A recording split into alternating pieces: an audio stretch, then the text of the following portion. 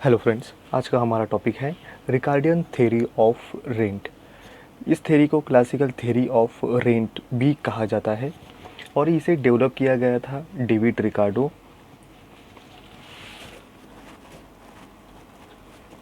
इसे classical theory of rent भी कहा जाता है और ऑब्वियसली इसे डेवलप किया गया था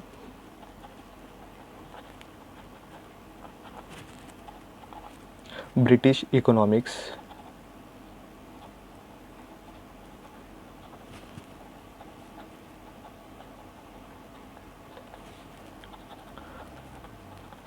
डेविड रिकार्डो। इनका टाइम पीरियड रहा है 1772 टू 1823।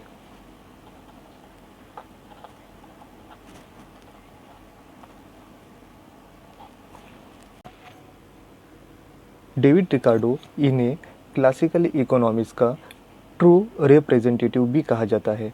ये इसलिए कहा जाता है क्योंकि प्रोफेसर टेलर, इनका कहना है कि जो फादर ऑफ इकोनॉमिक्स जिसे हम एडम स्मिथ से जानते हैं या एडम स्मिथ को ही फादर ऑफ इकोनॉमिक्स कहा जाता है, बट प्रोफेसर टेलर का कहना था कि एडम स्मिथ की जगह डेविड रिकार्डो इन्हें फादर ऑफ इकोनॉमिक्स का किताब दिया जाना चाहिए था।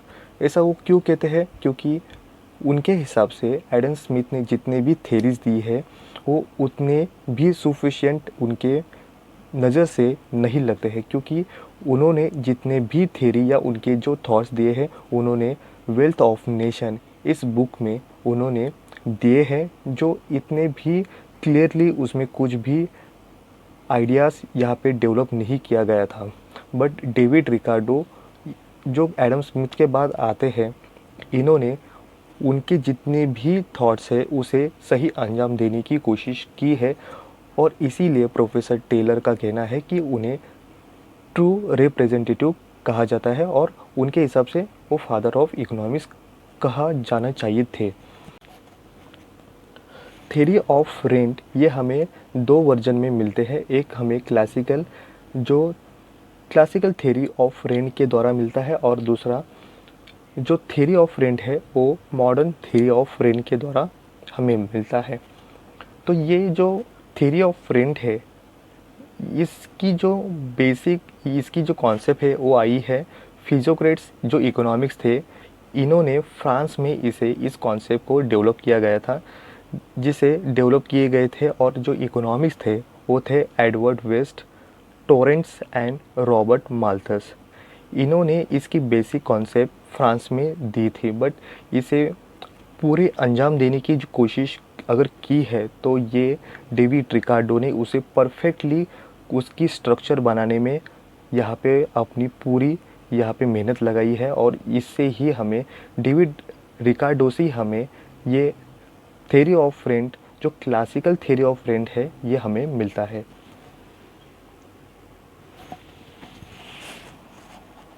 तो ये थ्योरी ऑफ रेंट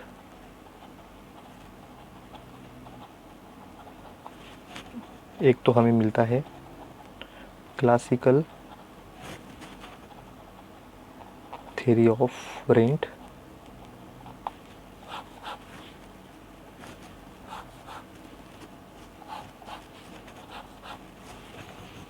और दूसरा जो हमें मिलता है वो है मॉडर्न थ्योरी ऑफ रेंट।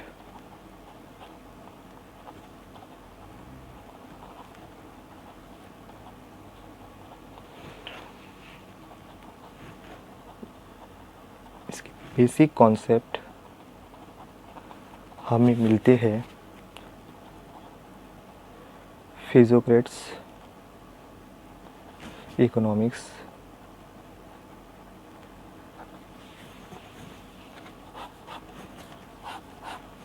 जो थे एडवर्ड वेस्ट,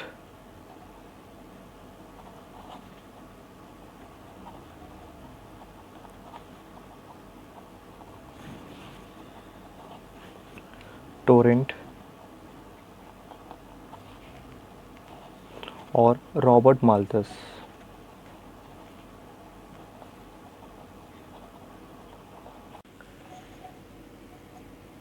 डेविड रिकार्डो का जो थ्योरी ऑफ रेंट है, ये आने की एक वजह है उसका बैकग्राउंड।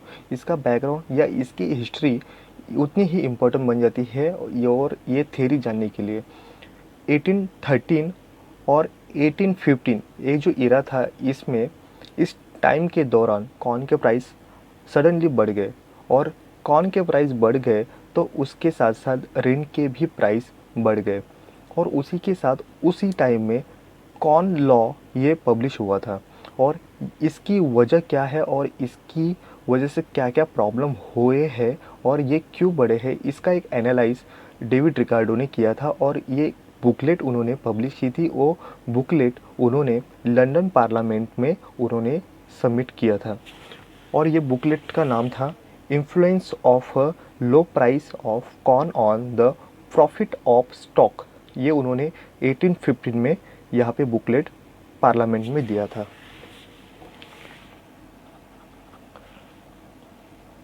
ये इरा था 1813 टू 1815। इसी दौरान कॉर्न के प्राइस बढ़ गए थे और उसके साथ साथ बढ़े हैं रेंट के प्राइस।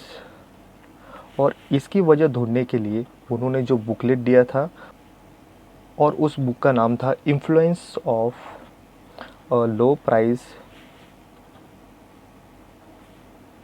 ऑफ कॉर्न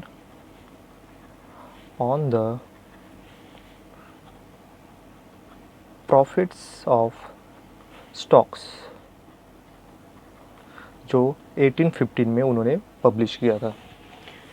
ये सभी भी यहाँ पे पब्लिश करने के बाद फिर भी इसके बारे में जो हमें प्रॉपर जो इन्फॉर्मेशन मिलती है वो हमें डेविड रिकार्डो के बुक जो उन्होंने 1817 में पब्लिश किया था, उसका नाम था प्रिंसिपल ऑफ पॉलिटिकल इकोनॉमी।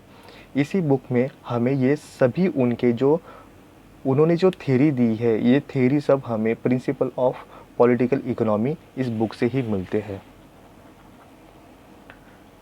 1817 में प्रिंसिपल ऑफ पॉलिटिकल इकोनॉमी, ये हमें बुक से ही हमें ये रिकार्डन थ्योरी ऑफ रेंट हमें अच्छी तरह से हमें समझ में आता है।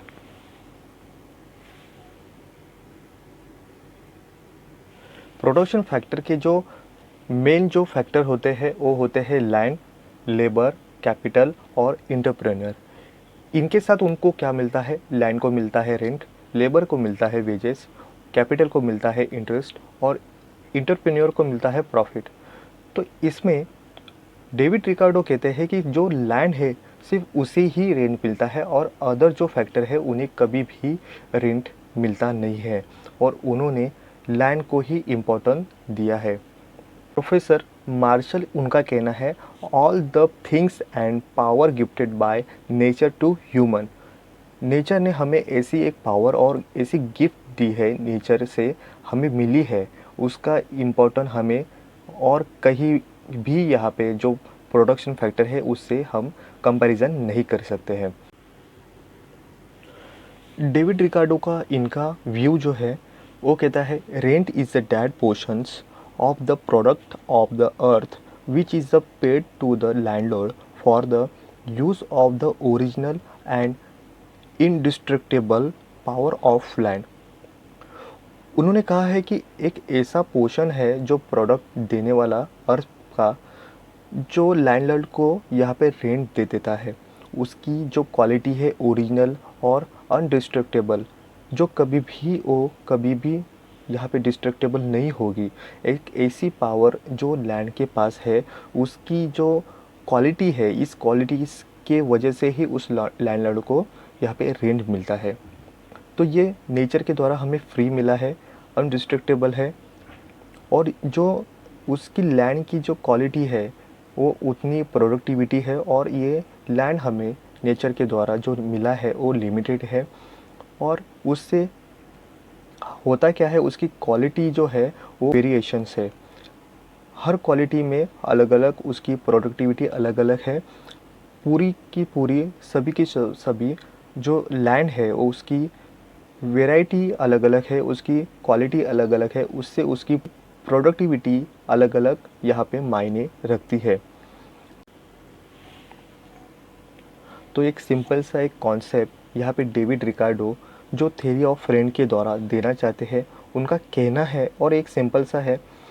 एक लैंड है और उस पे उसकी लैंडलॉर्ड है और लैंडलॉर्ड अपनी लैंड कल्टीवेशन करने के लिए कल्टीवेटर के पास देता है और ये कल्टीवेटर जो लैंड यूज़ करता है उसका जो रेंट है उस वो लैंड यूज़ करने के लिए करने के बाद उसकी जो प्रोडक्टिविटी बनी है और उसका एक रेंट निकाल के वो लैंडलॉर्ड के पास देता है।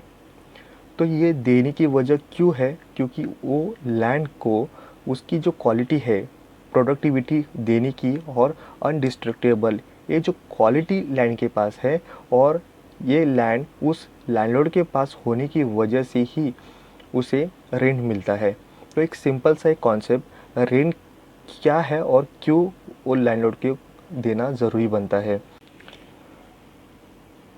डेविड रिकार्डो हमें रेंट अराइज होने के दो ही रीज़न बताते हैं। एक होता है स्कैरसिटी ऑफ लैंड और दूसरा होता है फर्टिलिटी ऑफ लैंड। स्कैरसिटी हमें ये बताता है कि जो लैंड की जो सप्लाई है वो लिमिटेड है, जितनी नेचर ने हमें दी है उतना ही हमारे पास होगा, हम उसमें कुछ भी एडिशन नहीं कर सकते हैं, ना ही उसमें उसकी जो लिमिटेशन है वो बढ़ा सकते हैं। जितना हमारे पास है उतना ही हमें उससे गुजारा करना है। दूसरी होता है फर्टिलिटी, उस लैंड के पास क्या क्वालिटी है ये डिपेंड करेगी उसकी प्रोडक्टिविटी बढ़ाने में। तो डेविड रिकार्डो कहते हैं कि हर क्वालिटी अलग अलग है लैंड की, किसी की प्रोडक्टिविटी ज़्यादा है, किसी की कम है और किसी की और भी कम है, कि देने की कैपेसिटी में ही नहीं होती है। तो इस प्रकार के टाइप्स उन्होंने यहाँ पे लैंड के बताए हैं कि दो वजह है जो लैंड के रेंट बढ़ने की वजह बन जाती है, स्कैरसिटी और फर्टिलिटी।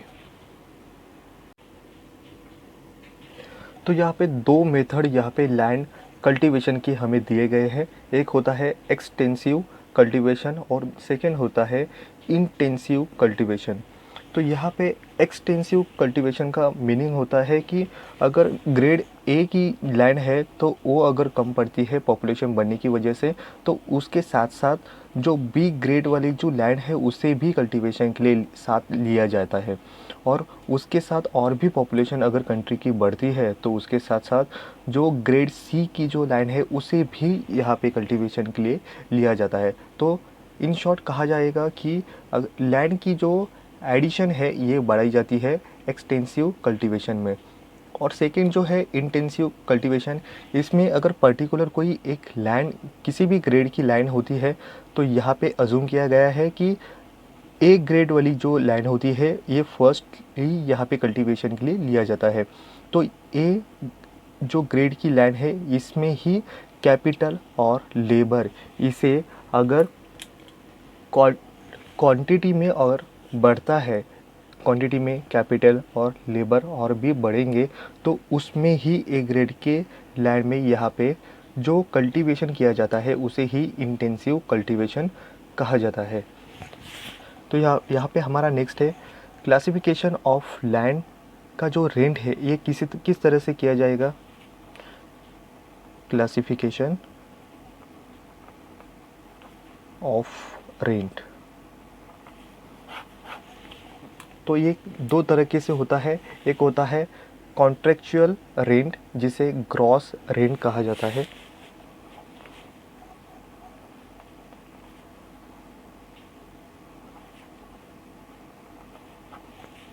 या इसे ग्रॉस रेंट भी कहा जाता है। इसमें हम इंक्लूड करते हैं कैपिटल इन्वेस्टमेंट को। जो कैपिटल इन्वेस्टमेंट होती है उसको ही कॉन्ट्रेक्चुअल रेंट कहा जाता है या उसे ग्रॉस रेंट कहा जाता है।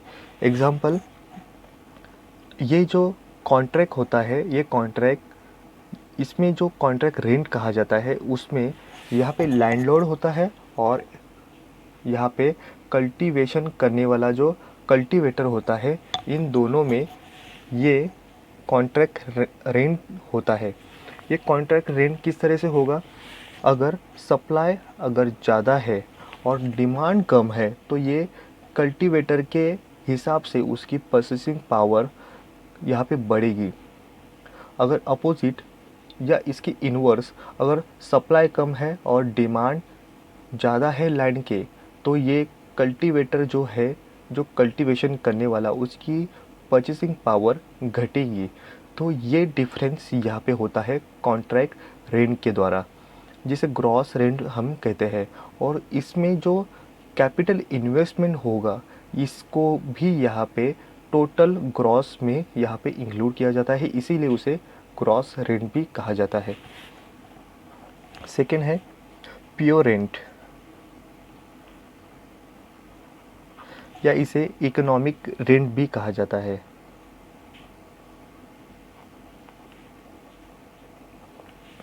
इसमें जो यहाँ पे कैपिटल इन्वेस्टमेंट है, इसे डिडक्ट किया जाता है या इसको इंक्लूड नहीं किया जाएगा। और जो डेविड रिकार्डो यहाँ पे हमें जो कंसिडर करते हैं, वो यहाँ पे प्योर रेंट को ही यहाँ पे हमें एक्सप्लेन करते हैं अपनी थ्योरी में।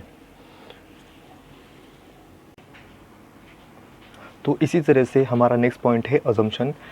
इस अजम्पशन पे ही ये रिकार्डन थ्योरी ऑफ रेंट ये बेस होती है और इससे ही ये थ्योरी हमें मिलती है और इससे हमें पता चलता है कि किस तरह से ये थ्योरी वर्क कर रही है। तो इसके कुछ अजम्पशन हैं। इसके अजम्पशन इस तरह से है। हमारा फर्स्ट पॉइंट है, this theory based on long run concept. David Ricardo कहते हैं कि ये कॉन्सेप्ट, ये लॉन्ग रन कॉन्सेप्ट पे ही बेस है, ये शॉर्ट रन कॉन्सेप्ट नहीं है। हमारा सेकंड पॉइंट है, supply of land is fix. यहाँ पे जो नेचर ने हमें जो लैंड ये गिफ्ट दी है, ये इसका जो सप्लाई है वो फिक्स है, इसमें हम कोई भी एडिशन नहीं कर सकते हैं। जितना है नेचर ने दिया है उतना ही हमारे पास उसका सप्लाई है, इसमें हम कुछ भी इंक्रीज नहीं कर पाएंगे। तो ये सप्लाई ऑफ लैंड ये फिक्स है। हमारा नेक्स्ट पॉइंट है, increase in population method. David Ricardo कहते हैं जैसे ही पॉपुलेशन बढ़ेगी वैसे ही लैंड, ये एक्सटेंशन वाली जो लैंड होगी, ये और भी कल्टीवेशन के लिए लिया जाएगा। जिस तरह से ग्रेड ए वाली जो लैंड है, ये कल्टीवेशन में ऑलरेडी एग्जिस्ट कर रही है, बट जब पॉपुलेशन बढ़ेगी तो बढ़ती हुई पॉपुलेशन के साथ साथ और भी लैंड यहाँ पे कल्टीवेशन के लिए लिया जाएगा। तो ये उन्होंने मेन रीज़न ही कहा है कि पॉपुलेशन बढ़ने की वजह से ही और भी लैंड यहाँ पे कल्टीवेशन के लिए लिया जाता है। हमारा नेक्स्ट पॉइंट है, डिसेंडिंग ऑर्डर ऑफ कल्टीवेशंस। उन्होंने कहा है कि जिस तरह से उन्होंने बताया है कि लैंड की जो क्वालिटी होती है, ये क्वालिटी ये डिफरेंस होती है, और जिस तरह से अच्छी क्वालिटी वाली जो लैंड होती है, ये फर्स्टली यहाँ पे कल्टीवेशन के लिए लिया जाता है। उसके बाद जो सेकेंड क्वालिटी आती है, फिर थर्ड क्वालिटी, इस तरह की जो लैंड होगी ये ग्रेड वाइज यहाँ पे कल्टीवेशन के लिए लिया जाता है। हमारा नेक्स्ट पॉइंट है, ओनली कॉर्न प्रोडक्शन टेकन।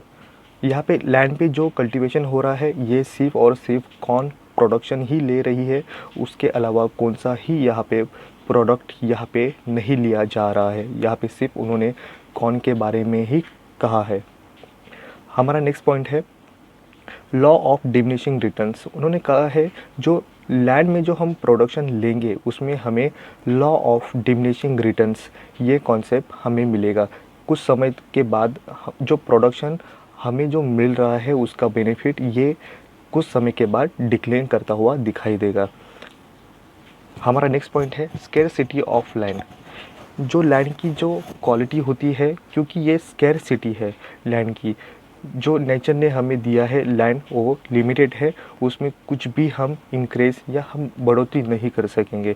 तो ये स्केर्सिटी ऑफ लैंड होने की वजह से ही यहाँ पे लैंड के प्राइस बढ़ते हैं और उसके साथ साथ रेंट भी यहाँ पे बढ़ता हुआ दिखाई देता है। यही प्रॉब्लम स्केर्सिटी ये लैंड में हमें दिखाई देती है, जिससे हम ह्यूमन कुछ भी यहाँ पे इंक्रीज नहीं कर पाते हैं। हमारा नेक्स्ट पॉइंट है, original and indestructible power of the soil. David Ricardo हमें ये कहते हैं कि लैंड के पास दो यहाँ पे क्वालिटी होती है, एक होती है ओरिजिनलिटी और सेकंड होता है indestructible power of the soil. Original ये होता है कि जो लैंड के पास जो प्रोडक्ट देने की जो कैपेसिटी होती है वो ओरिजिनली होती है, उसके लिए हमें कोई भी यहाँ पे कॉस्ट नहीं आता है उसकी जो प्रोडक्टिविटी देने के लिए या उसको बरकरार रखने के लिए हमें कुछ एडिशन नहीं करना पड़ता। ये बस लैंड है अच्छी तो उसमें अच्छा हमारा क्वालिटी मिल पाएगा। तो ये जो हमें नेचर के साथ हमें ये गिफ्टेड मिला है।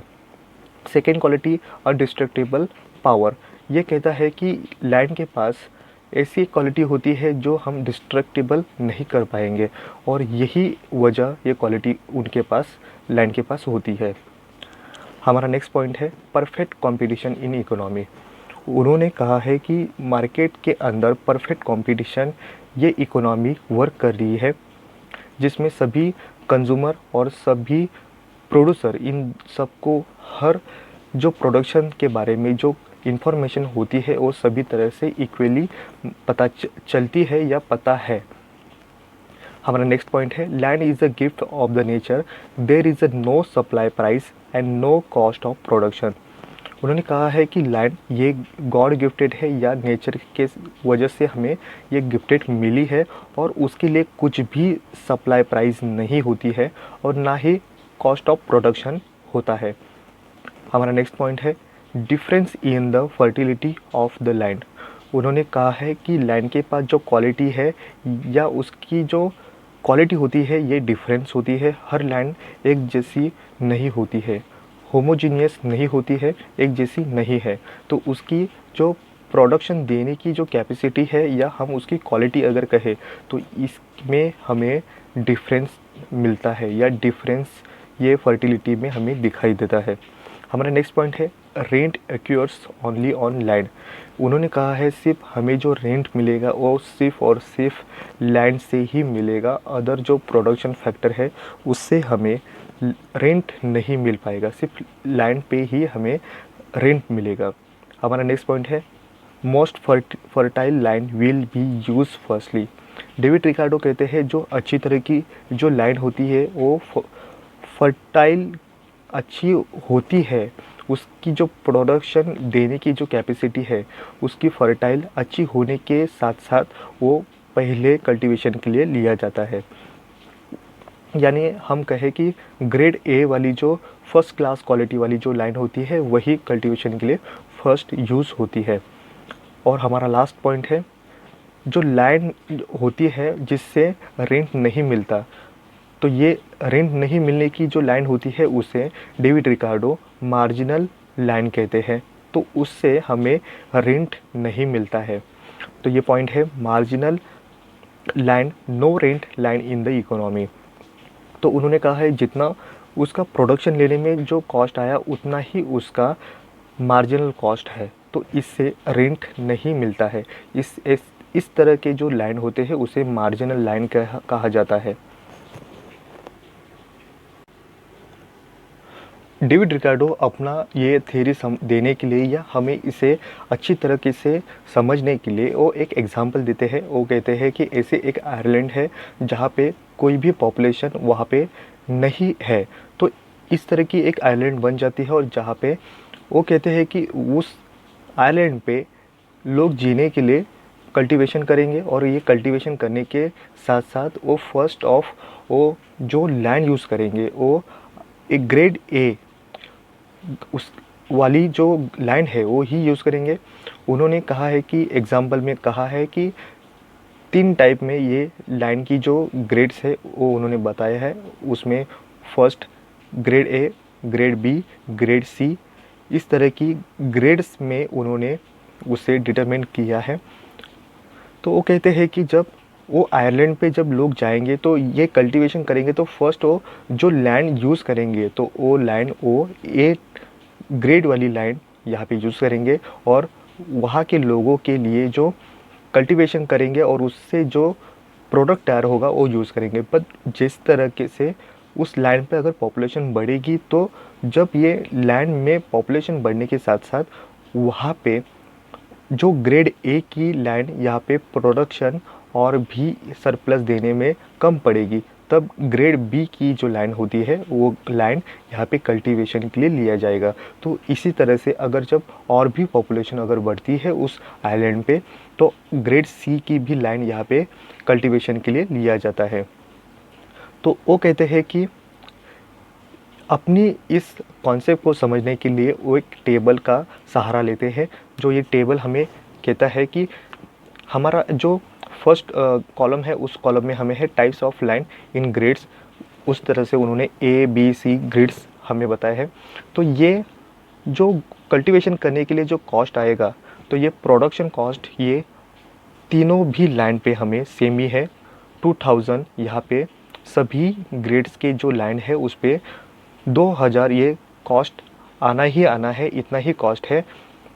उसके बाद सेकंड में हमें थर्ड में हमें बताया है क्वांटिटी या आउटपुट कितना देगा। तो यहाँ पे उन्होंने कहा है ग्रेड ए के जो लैंड पे यहाँ पे 2000 यहाँ पे प्रोडक्शन कॉस्ट होगा, तो ये 6000 ये हमें आउटपुट देगा। तो ये ग्रेड बी उतना ही 2000 यहाँ पे कॉस्ट प्रोडक्शन के लिए आएगा, तो यहाँ पे हमें जो आउटपुट मिलेगा वो 4000 यहाँ पे हमें आउटपुट मिलेगा। तो ग्रेड सी के पास हम जो लैंड है वो कल्टीवेशन करेंगे, तो उसका प्रोडक्शन कॉस्ट हमें उतना ही 2000 आएगा। तो तीनों का यहाँ पे जो प्रोडक्शन कॉस्ट सेम ही है, बट उनसे आने वाला आउटपुट ये हमें अलग अलग है। तो ग्रेड ए के लैंड से 6000 यहाँ पे आउटपुट, ग्रेड बी के लैंड से हमें 4000 आउटपुट, और सी ग्रेड के लैंड से हमें 2000 यहाँ पे आउटपुट मिलेगा। तो ये उसका जो कॉस्ट है, उसका आउटपुट है, ये दोनों भी सेम है। तो इसे मार्जिनल लैंड यहाँ पे डेविड रिकार्डो कहते हैं। तो इससे हमें जो प्रोडक्शन मिला है, ये टोटल प्रोडक्शन यहाँ पे क्विंटल में हमें यहाँ पे मेजर किया है। तो ग्रेड ए के साथ हमें जो क्विंटल यहाँ पे प्रोडक्शन मिला है 6 क्विंटल यहाँ पे प्रोडक्शन मिला। ग्रेड बी के लैंड से हमें 4 क्विंटल यहाँ पे प्रोडक्शन मिला, और ग्रेड सी के यहाँ पे लैंड से हमें 2 क्विंटल यहाँ पे प्रोडक्शन मिला है। तो इससे हमें अर्निंग कितना हुई, तो ये टेबल हमें यही कहता है। यहाँ पे जब हमारा आउटपुट कितना है 6000 है, उसमें से हम प्रोडक्शन कॉस्ट माइनस करेंगे, तो 6 से हम 2000 ये हम प्रोडक्शन कॉस्ट जब माइनस करेंगे, 6000 से 2000 कॉस्ट माइनस करेंगे, तो हमारा अर्निंग कितना हुआ, तो हमारा 4000 यहाँ पे अर्निंग हुआ है। तो इसी तरह से या हम इसे रेंट भी कहें, तो इतना कॉस्ट आया और हमारा रेंट कितना निकल आया ग्रेड ए के लैंड से 4000। तो उसी तरह से ग्रेड बी के लैंड से हमारा प्रोडक्शन कॉस्ट यहाँ पे 2000 जितना है सेम ही है। हमारा आउटपुट निकला था बी से 4000, ये 4000 2000 से माइनस करेंगे, तो हमारा आउटपुट 4000 से माइनस करने के बाद हमें रेंट मिला 2000।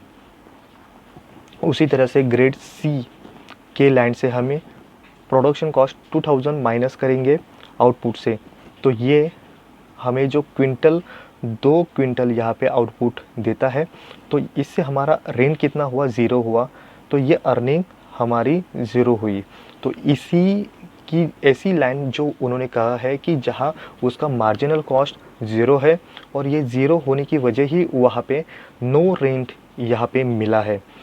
तो ये पॉइंट हमें यही कहता है ये टेबल कि जहाँ पे जिस लाइन की यहाँ पे प्रोडक्शन क्वालिटी अगर कम है, तो उसी तरह से उसका आउटपुट कम होगा, तो उससे टोटल प्रोडक्शन कम होगा, और ये टोटल प्रोडक्शन यहाँ पे हम प्रोडक्शन कॉस्ट से माइनस करेंगे, तो जितना ऊपर हमें जो अर्न हुआ है यही हमारा अर्न यहाँ पे रेंट है। तो यहाँ पे सबसे ज़्यादा यहाँ पे ग्रेड ए की जो लैंड है उससे जो हमें मिला है वो रेंट हमारा 4000 यहाँ पे अर्निंग हुई। ग्रेड बी के साथ हमारा 2000 यहाँ पे जो रेंट मिला, और सी ग्रेड के लैंड से हमें ज़ीरो अर्निंग हुआ, मीन्स ज़ीरो यहाँ पे हमारा रेंट मिला है। तो इसी तरह से ये डायग्राम भी हमें इस तरह से एक्सप्लेन करता है ग्रेड ए का, ग्रेड बी का और ग्रेड सी का किस तरह से ये डायग्राम के साथ एक्सप्लेन होता है, हम ये देखेंगे। यहाँ पे एक्स एक्सिस पे आउटपुट और वाई एक्सिस पे कॉस्ट एंड प्राइजेस। डायग्राम में यहाँ पे एसी हमें एवरेज कॉस्ट ये हमें एक्सप्लेन करती है, और एमसी मार्जिनल कॉस्ट। जब यहाँ पे हम जब ग्रेड ए की लाइन देख रहे हैं तो यहाँ पे जब एसी और एमसी इन दोनों का जो डिफरेंस है इंटरसेक्ट करने का अलग अलग है, तो इनमें जो गैप है यही गैप हमें उसकी रेंट कितनी होगी या उसकी अर्निंग कितना है यही एक्सप्लेन करती है। तो इसमें ग्रेड ए में हमारा ओ क्यू ये आउटपुट है और हमारा ओ सी ये हमारा प्राइस है और हमारा ओ एच ये कॉस्ट है। तो मीन्स यहाँ पे टोटल यहाँ पे हमारा प्रोडक्शन रहा है ओ सी ई क्यू, ये हमारा टोटल प्रोडक्शन है, और हमारा यहाँ पे जो कॉस्ट है वो cost O H M Q, इतना ये जो स्क्वायर है यही हमारा कॉस्ट है जो प्रोडक्शन लेते समय हमें कॉस्ट आया। और एच सी ई एम ये जो यहाँ पे रेड पेन से हमने जो मार्क किया है यही जो एरिया है, ये एरिया यहाँ पे हमारा ग्रेड ए का यहाँ पे रेंट है। तो ये जो डिफरेंस है एमसी कर्व का और एसी कर्व का, ये जितना डिफरेंस होगा उतना हमारा ये अर्निंग होगा या हमारा ये रेंट होगा। उसी तरह से ग्रेड बी की लाइन पे हमें उसी तरह से एक्स एक्सेस पे आउटपुट और वाई एक्सेस पे हमें कॉस्ट एंड प्राइस मिलता है। तो यहाँ पे हमारा एम सी ई पॉइंट में जाता है और हमारा ए सी एम पॉइंट से इंटरसेक्ट करते हैं। तो यहाँ पे हमारा आउटपुट बना ओ क्यू और हमारी प्राइस बनी ओ सी। तो यहाँ पे हमारा टोटल प्रोडक्शन जो मिला है वो है ओ सी ई क्यू, ये हमारा टोटल प्रोडक्शन है। हमारा जो प्रोडक्शन के लिए जो कॉस्ट आया वो है ओ एच एम क्यू, ये हमारा टोटल कॉस्ट है या हम उसे प्रोडक्शन कॉस्ट कहें। तो हमारा यहाँ पे ग्रेड बी में हमारा जो अर्निंग हुआ या हमारा रेंट निकल के आया एच सी ई एम, यहाँ पे हमने सेम नंबर दिए तो यहाँ पे हम H1 C1 E1 M1 इस तरह से हमारा ये जो हमारा रेंट है ये रेंट यहाँ पे बी के पास कम है बट ग्रेड ए के लाइन के पास ज़्यादा है। जो ये जो जहाँ पे जो डिफरेंस यहाँ पे दिखाई देता है कर्व एमसी और एसी, ये जो डिफरेंस यहाँ पे ज़्यादा है, यहाँ पे ग्रेड बी के पास हमें जो लाइन है बी की ग्रेड की, यहाँ पे एमसी और एसी जिसकी जो गैप है ये गैप यहाँ पे ग्रेड ए के लाइन से यहाँ पे कम है।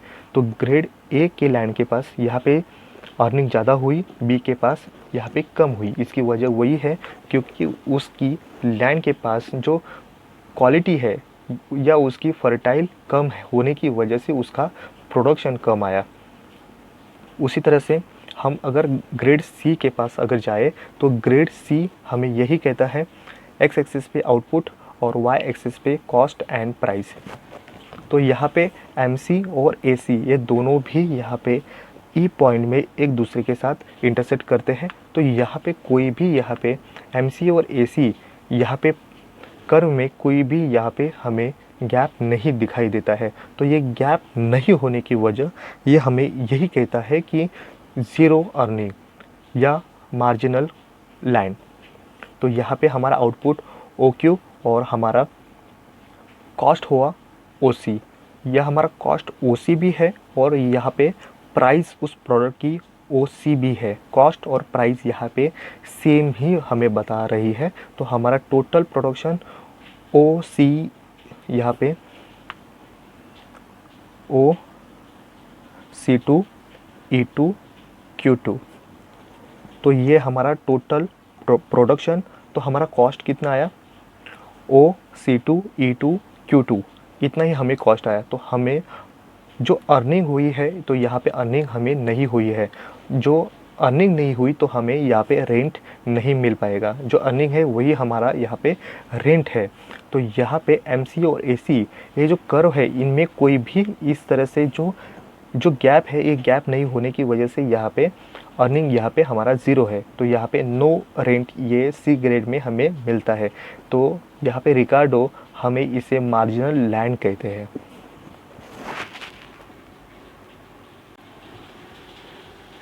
इसी तरह से डेविड रिकार्डो ने हमें जो रिकार्डियन थ्योरी ऑफ रेंट ये दिया है, बट इस पे कुछ यहाँ उनके जो अजम्पशन है उस पे उन्होंने क्रिटिस किए हैं, या उस थ्योरी पे कोई इकोनॉमिक्स यहाँ पे क्रिटिस करते हैं, और उन्होंने कुछ ऐसे व्यूज़ यहाँ पे दिए हैं जहाँ पे रिकार्डियन थ्योरी ऑफ रेंट यहाँ पे एक्सप्लेन नहीं कर दिए हैं। तो यहाँ पे फर्स्ट हमारा पॉइंट है, this theory is explain about a long run. जिस तरह से डेविड रिकार्डो यहाँ पे कहते हैं कि ये थ्योरी सिर्फ एक्सप्लेन कर रही है लॉन्ग रन के बारे में, बट अदर इकोनॉमिक्स कहते हैं कि ये थ्योरी यहाँ पे शॉर्ट रन के बारे में कोई भी किसी भी तरह की एक्सप्लेन नहीं देती है। हमारा सेकंड पॉइंट बनता है, assume only production of corn, it's not possible. रिकार्डन यहाँ पे सिर्फ एक्सप्लेन करते हैं, और जो प्रोडक्शन दिया जाता है वो सिर्फ कॉर्न के बारे में बताया जाता है, बट ऐसा तो नहीं होता है कि खाली यहाँ पे प्रोडक्शन यहाँ पे कॉर्न के लिए ही लिया जाए, अदर भी यहाँ पे प्रोडक्ट यहाँ पे कल्टीवेशन के साथ लिया जाता है। हमारा थर्ड पॉइंट है, अज्यूम किया है परफेक्ट कंपटीशन इन इकोनॉमी।